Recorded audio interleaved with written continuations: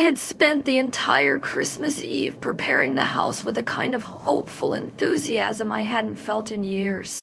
I decorated the dining table with the same care I once used when creating our family's holiday traditions. I chopped vegetables, washed dishes, fixed the seating arrangement, and kept reminding myself that this year would be different. This year would bring warmth back into my life. Beatrice moved through the kitchen with her usual air of command, barking instructions, while her husband Robert opened bottles of wine as if he were the host of some grand event. My grandchildren and Lucas ran around excitedly, filling the house with the type of joy only children can create. For a moment, I allowed myself to believe that the fracture between us might finally heal. I had even saved a portion of my small pension to buy them gifts, beautiful ones. I spent more than I should have, but the sparkle in my grandchildren's eyes had always been worth any sacrifice. I bought Beatrice a delicate silver bracelet, hoping it would remind her of the love between mother and daughter. When dinner finally began, the family gathered around the table I had spent hours preparing. The food smelled heavenly, and the warm lights reflected off the ornaments like tiny stars.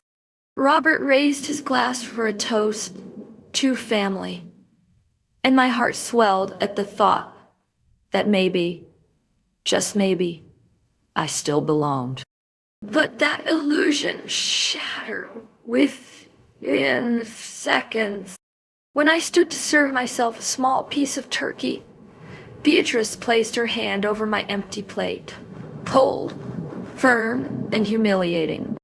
"Mom, you didn't contribute anything to this dinner, so you don't get to eat tonight." Her voice cut through the room like a blade. The sound of forks scraping plates continued, a painful reminder that nobody intended to defend me. Robert didn't even glance my way. He simply kept chewing. I felt the room tilt as shame burned through me. Even my grandchildren stared in confused silence. I stood frozen, gripping my plate, while my daughter, the same child whose school uniforms I mended by hand, whose education I worked overtime to pay for, looked at me as though I were an intruder stealing food from her table. I tried to speak. "Beatrice, I helped prepare all this. I was with you all afternoon." "Helping doesn't mean paying," she snapped. "You didn't spend $1 on tonight's dinner. And if you don't contribute, you don't eat." Her words echoed louder than the soft Christmas music playing in the background. Tears blurred my vision, not because I was denied a meal, but because in that moment, I realized I no longer existed as a mother in her eyes, only as a burden she tolerated. I left the table silently, retreating to my small room upstairs. And as the muffled sounds of their celebration faded behind the closed door, something inside me finally broke.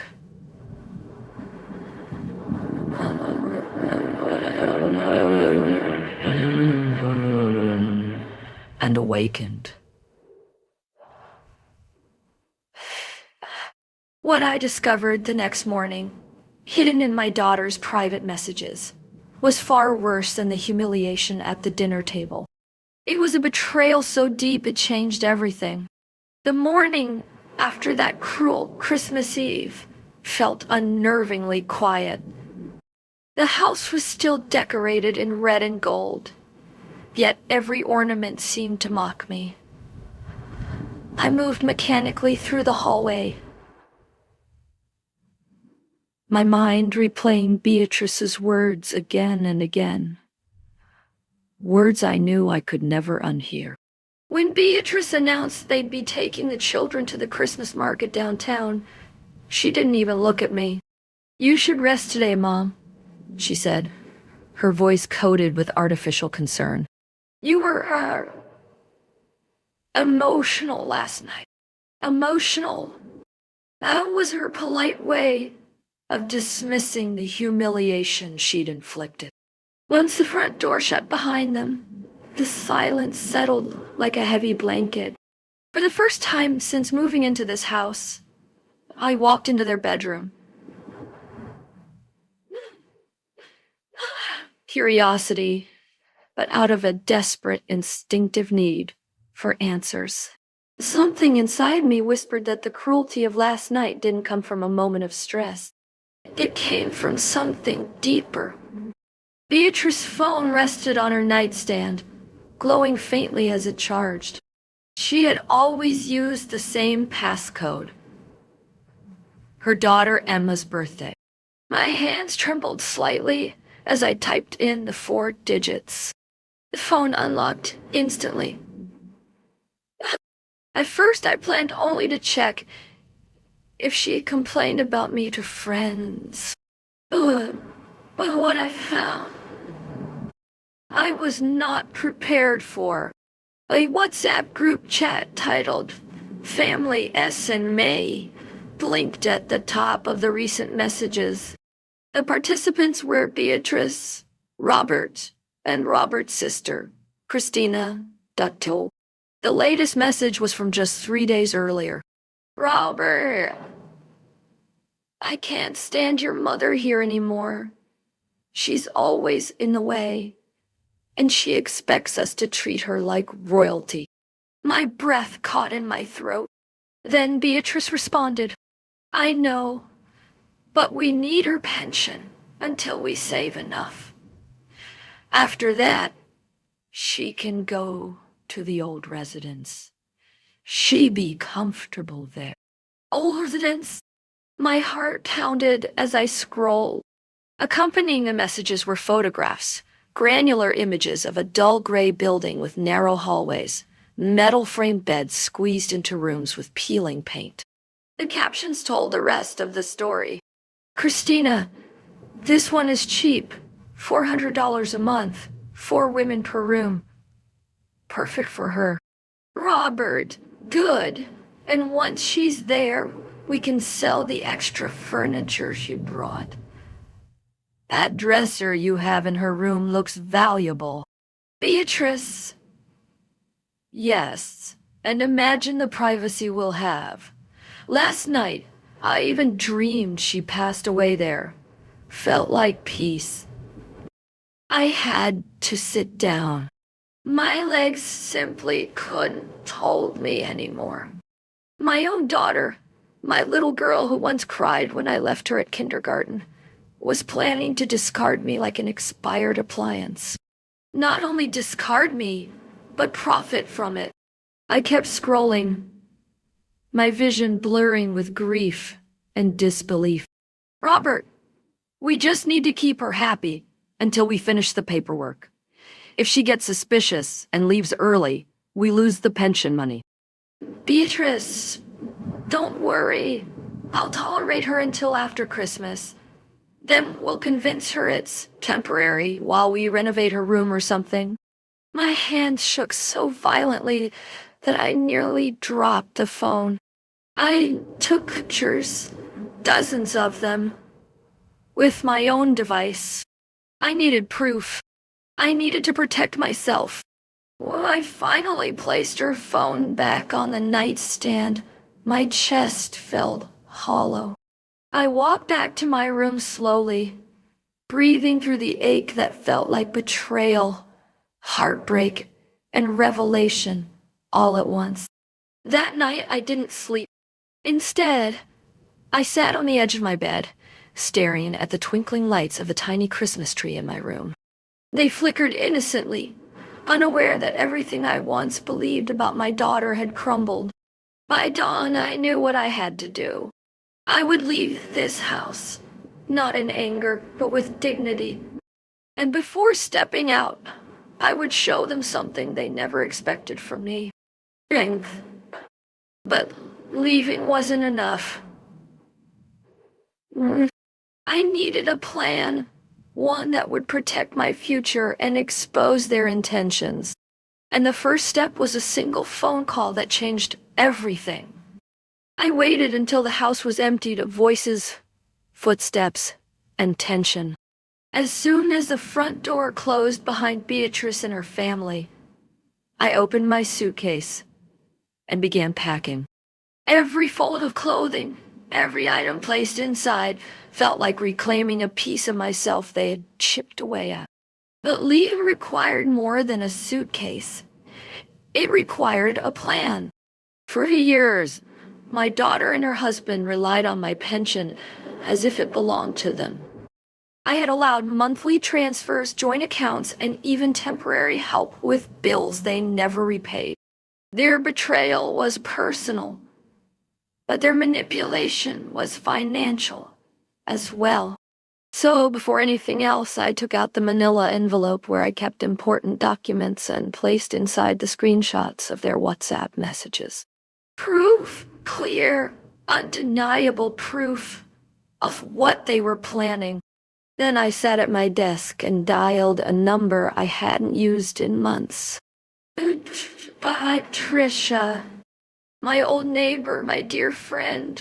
A woman who stood by my side during Daniel's illness, who helped me through the darkest days of grief. She picked up on the second ring, her voice warm and familiar. Isabella, my goodness, it's been so long.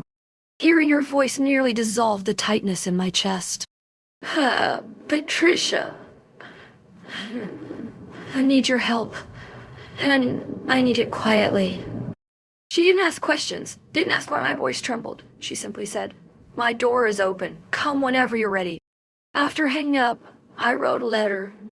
Not a message filled with anger or insults, but a calm declaration of my independence. I need a home where I am valued, not tolerated. I hope this decision allows you to enjoy your family in the way you've always wanted. The children will always remain in my heart. I left the letter on my pillow, where I knew Beatrice would find it first. When evening fell, I ordered a taxi. I took one last glance at the home that had become a prison, disguised as a guest room. The Christmas tree still glowed softly in the corner, the gifts I had bought for the children untouched beneath it. A perfect scene of false harmony. I walked out without a single tear. Patricia welcomed me with a long embrace, her apartment smelling of cinnamon and fresh bread. She had aged, but her smile was as steady as ever. "You look exhausted," she whispered. I admitted, but I am also free. That first night in her home, I slept deeply, more deeply than I had in years. When morning came, I felt a sense of clarity I had forgotten I was capable of. And with that clarity, I walked into my bank, the same branch where I had allowed Beatrice to become a co-holder on my account. Julian, the bank representative, recognized me immediately. "How can I help you today, Ms. Reyes?" "I want to remove my daughter from my account," I said firmly. "And I want to cancel every automatic transfer to her, effective immediately." Julian nodded with professional calm. "Oh, of course, I'll help you with that." For the next hour, I rewired my entire financial life. New account, only in my name. Pension deposits, directly to me. No more shared access, shared cards, or shared responsibilities.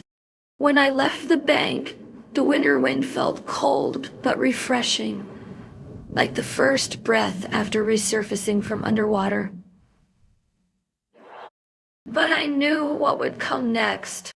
My phone, silent for 24 hours, lit up suddenly. Beatrice, calling again and again. I watched it ring 6 times before I finally answered. "Mom, where are you? We found your letter. The children are crying. Robert is worried. Everything is falling apart. Everything sounded frantic, chaotic, desperate, but none of it sounded like love. And I answered with a calm I had earned. I am safe, and I will not return. The silence on the other end cracked like glass. But Beatrice's panic was only the beginning. What came next? From her, from Robert, and even from my grandchildren, tested my strength in ways I never expected. Beatrice's frantic calls continued long after I hung up, each voicemail more desperate than the last. At first she pleaded softly, then angrily, then tearfully. But I stayed firm. I had spent 3 years swallowing my dignity. This time, I would not bend. 2 days later, Patricia and I were finishing breakfast when the building's intercom buzzed loudly. It startled us both. Patricia peeked through the curtain and paled. "It's your daughter," she whispered. "She has the children with her." I remained upstairs, heart steady. Patricia went down to the entrance, speaking through the door. "She's not accepting visitors today. That should have ended it."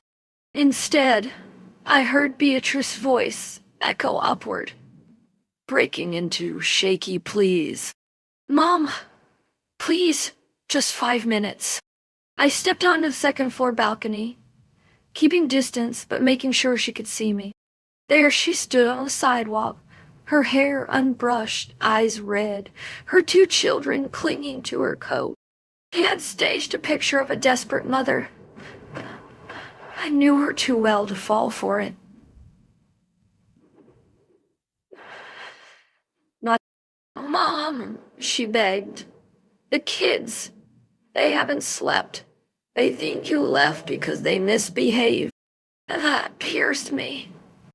My sweet grandchildren used as pawns. Again. "Alva, darling," I called softly. "None of this is your fault. I love you." "Grandma didn't leave because of anything you did." Ava nodded, but her lip trembled. Lucas hid behind his sister's coat sleeve, confused and scared. Beatrice rushed to fill the silence. "See, they're hurting. Isn't that enough reason to come back?" She still didn't understand. She didn't want me back. She wanted my pension back. "Beatrice," I said firmly, "you told your children lies to guilt me." Her expression stiffened. "I didn't lie. I explained the situation the only way." "Oh, really?" I interrupted. "Should we talk about the elderly residents you were preparing to send me to?" Her face drained of color instantly.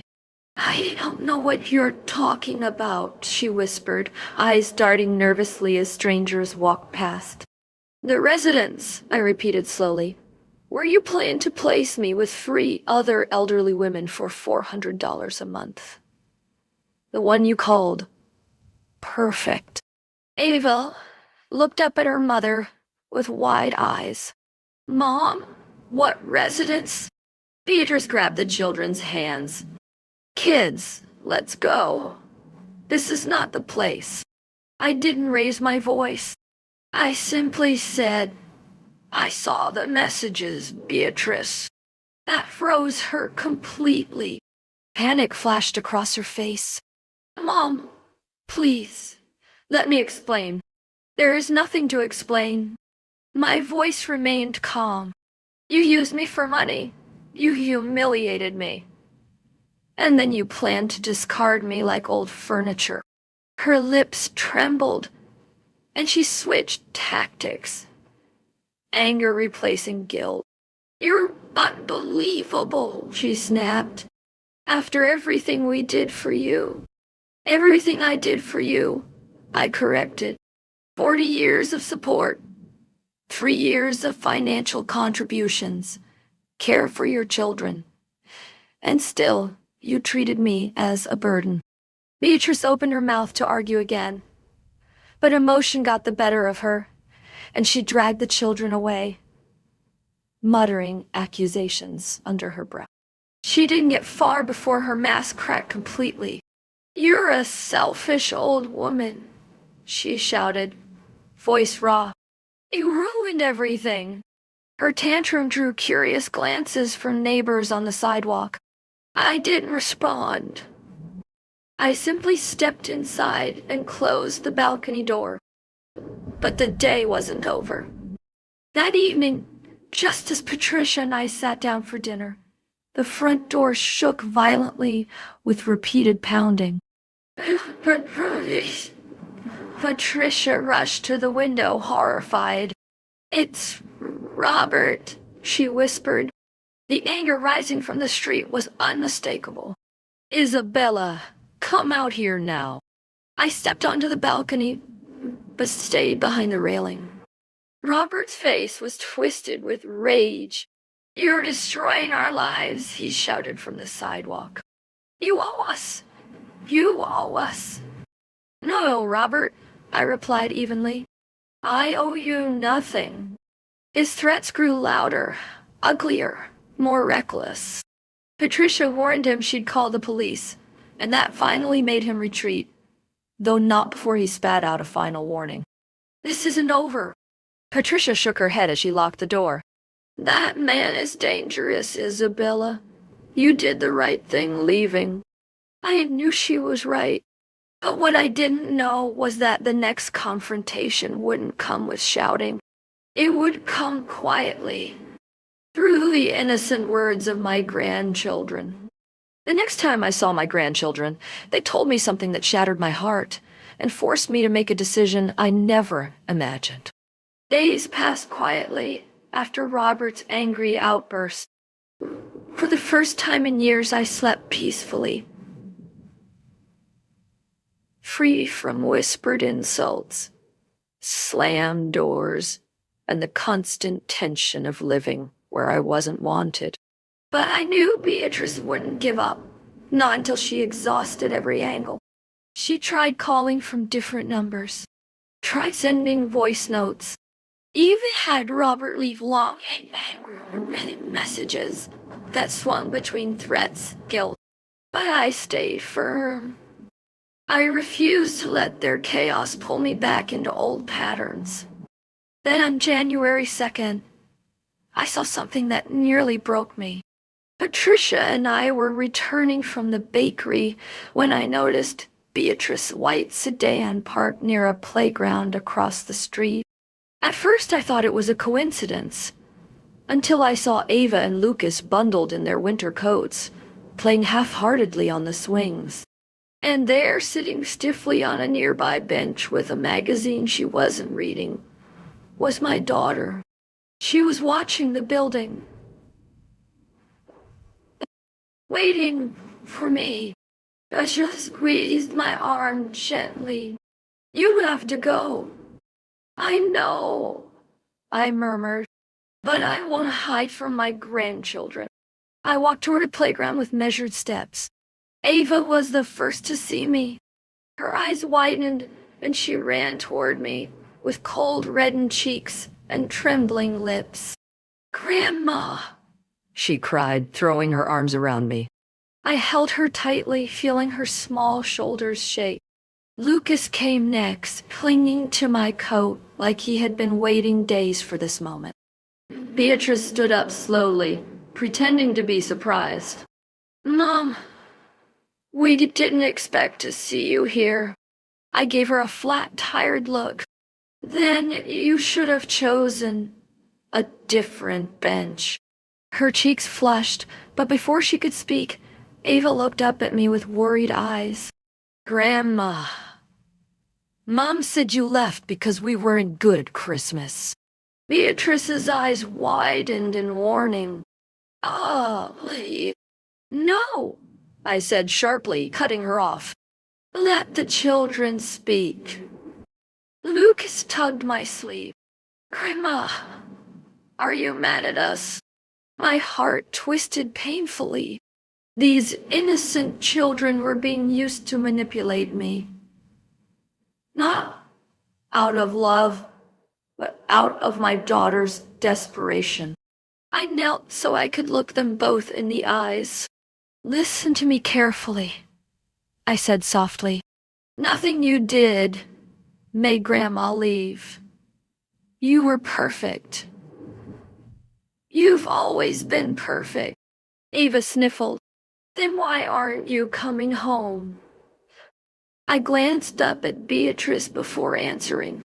Because sometimes adults forget how to be kind.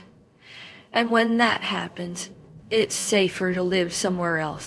But we love you, Lucas whispered. I know. And I love you too. I stroked his cheek gently. That will never change. Beatrice finally stepped closer, desperation leaking through her voice. Mom, please, we can fix this. We'll treat you better. We'll start over. I shook my head. You want the money back, not me. That's not true. It's exactly true. Her voice cracked. We're struggling, okay. We can't afford the bills without your help. We had to sell your furniture, even the dresser. We're drowning. The words stung, but not because of the dresser. Because even now, she saw me not as a mother, but as a safety net. I stood up slowly. Beatrice, if you wanted forgiveness, you would have come alone. Without using the children to soften me, without waiting outside my friend's home like a shadow. She didn't deny it. She couldn't. Mom, please, she whispered, voice breaking. I kissed Ava and Lucas on their foreheads, stepping back with a heavy heart. I will see you again, I promised them softly. But not like this. And not until things change. I walked away before my resolve cracked, leaving behind the sound of my grandchildren calling after me and Beatrice's quiet sobbing. That night, Patricia held my hand as I cried. Not for Beatrice, but for the fracture their actions had forced between us. I had freed myself, but freedom never comes without wounds. But even after leaving, life had more lessons prepared for me. Yes, what happened months later would prove that, sometimes, even the deepest betrayals can unexpectedly lead to healing, or to a new